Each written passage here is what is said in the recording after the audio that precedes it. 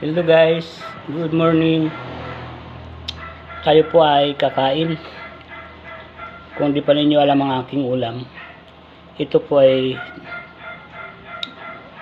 pako po ito. Inilaga ko lang ito, walang asin, walang kung ano-ano. Isaw-saw lang po yan dito sa bagoong na may taba. Dito lang po yan. Ito po ang ulam natin. Kain tayo mga kaibigan dyan.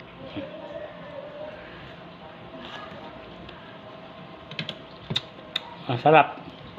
Kung tawagan sa Ilocano, nag-imas gayam.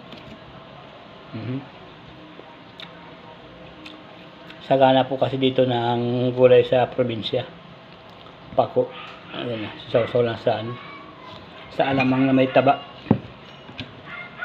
Ulam na po yan mga guys. Kain tayo.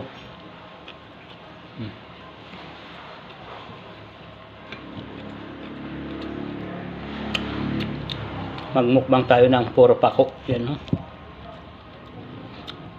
Masustansya po ito.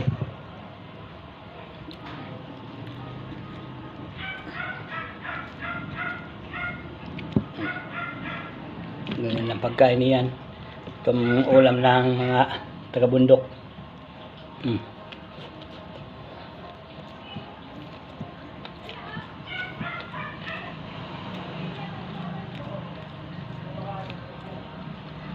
Sarap. Gamit po yan. Isang mangkok po yan.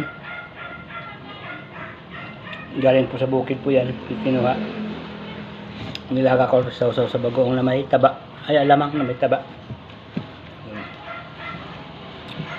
Kain tayo mga kaibigan.